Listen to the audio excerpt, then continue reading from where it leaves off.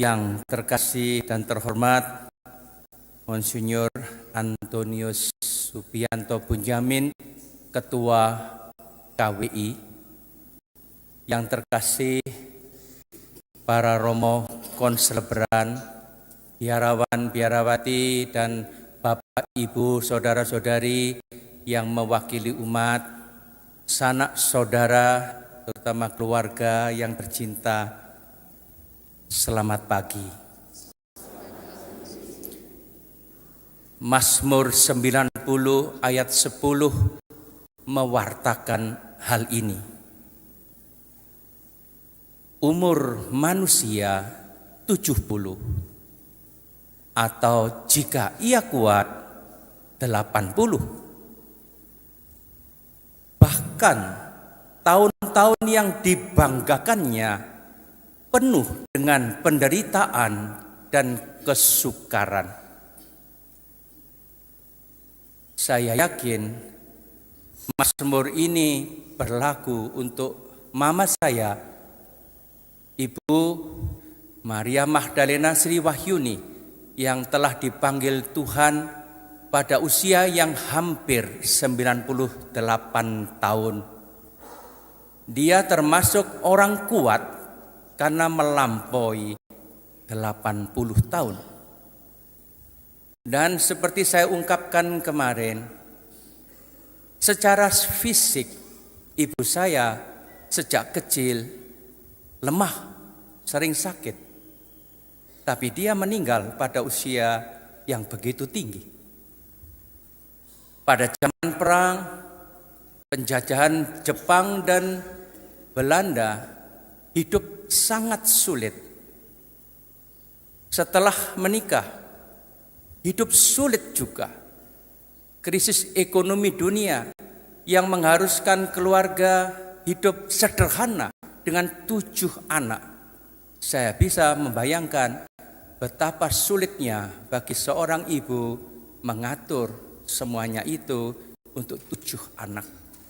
Maka dia kuat, menjadi orang yang secara fisik kuat, secara rohani dan emosional kuat, karena ditempa oleh penderitaan dan kesulitan, menjadi pendoa, menjadi orang yang sangat sabar, menjadi orang yang penuh belas kasih juga kepada sesama.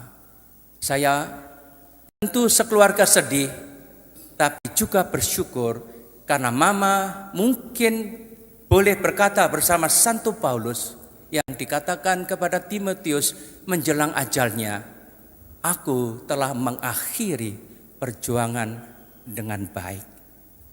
Saya berterima kasih atas kehadiran Anda semua, dan mari kita mempersembahkan Ekaristi untuk kebahagiaan abadi Ibu Sri Wahyuni.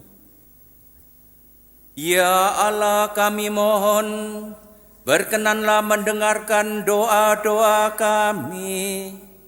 Engkau telah menganugerahkan kepada kami iman yang kokoh akan putra-Mu yang bangkit dari antara orang mati.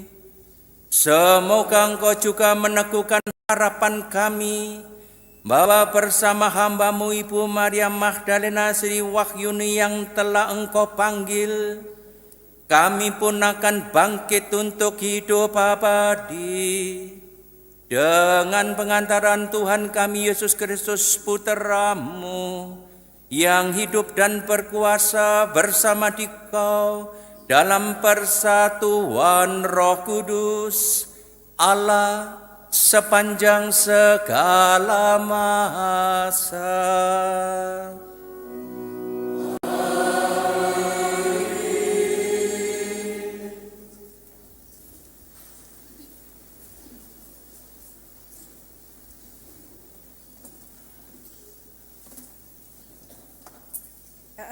Dari surat kedua Rasul Paulus kepada Timotius. Saudaraku terkasih, ingatlah akan hal ini.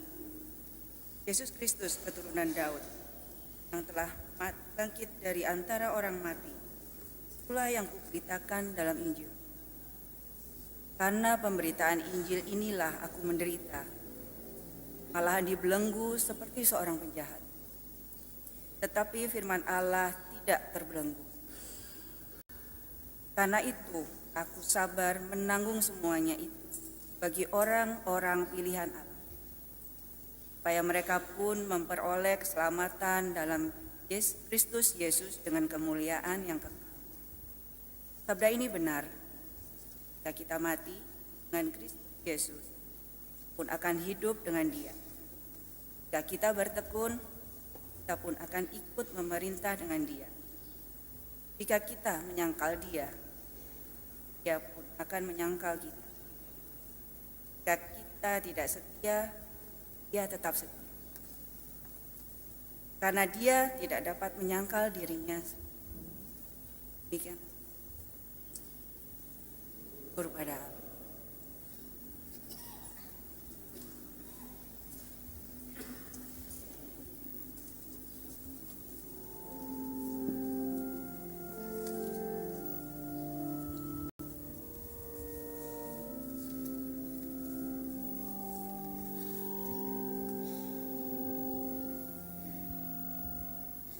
Tuhan telah membebaskan dan menyelamatkan daku. Tuhan telah membebaskan dan menyelamatkan daku. Aku akan memuji Engkau ya Tuhan, sebab Engkau telah menarik aku ke atas dan tidak membiarkan musuh-musuhku bersukacita atas diriku. Engkau mengangkat aku dari dunia orang mati. Engkau menghidupkan daku di antara mereka yang turun ke liang kubur. Tuhan telah membebaskan dan menyelamatkan aku. Nyanyikanlah mazmur bagi Tuhan, hai orang-orang yang dikasihi oleh-Nya, dan persembahkanlah syukur kepada nama-Nya yang kudus. Sebab hanya sesaat Ia murka, tetapi seumur hidup Ia murah hati. Sepanjang malam ada tangisan, menjelang pagi terdengar sorak-sorai. Tuhan telah membebaskan dan menyelamatkan aku. Dengarlah Tuhan, dan kasihanilah aku. Tuhan, jadilah penolongku. Aku yang meratap telah Kau ubah menjadi orang yang menari-nari. Tuhan Allahku, untuk selama-lamanya aku mau menyanyikan syukur bagi-Mu. Tuhan telah membebaskan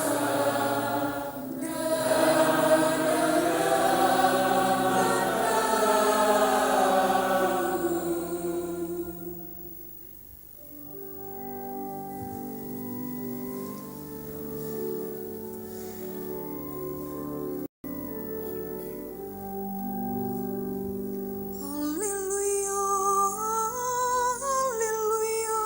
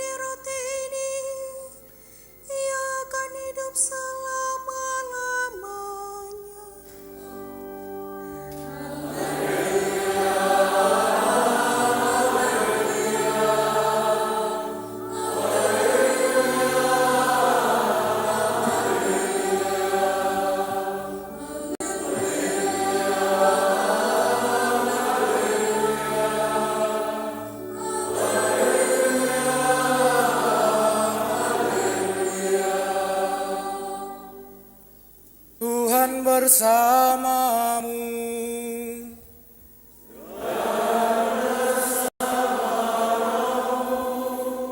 Inilah Injil suci menurut Yohanes.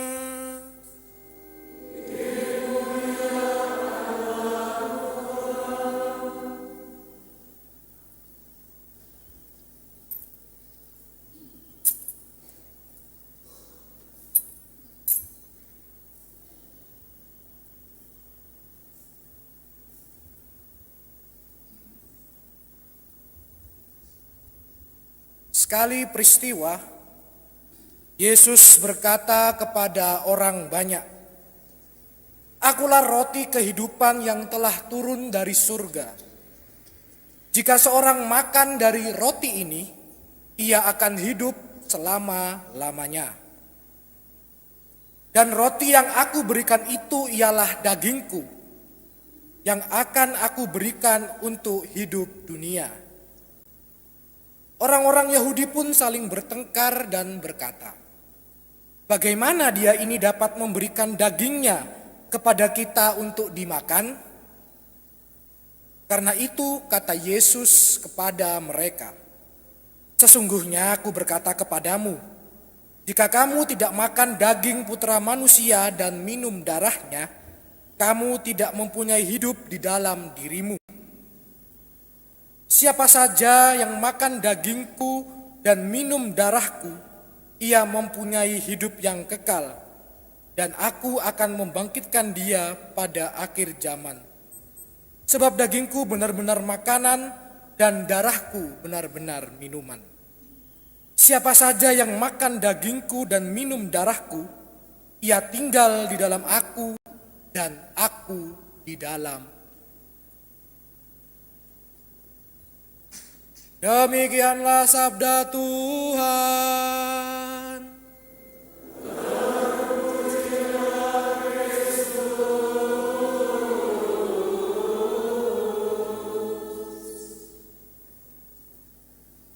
Saudara-saudari yang terkasih, pada hari ini kita bersyukur kepada Allah atas peristiwa iman, kepergian seorang baik, seorang kudus yang bersyukur. Kenapa?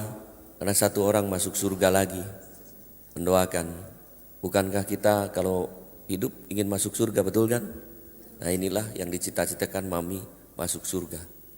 Kalau disuruh duluan kita tidak mau, biar orang lain duluan. Katanya mau masuk surga.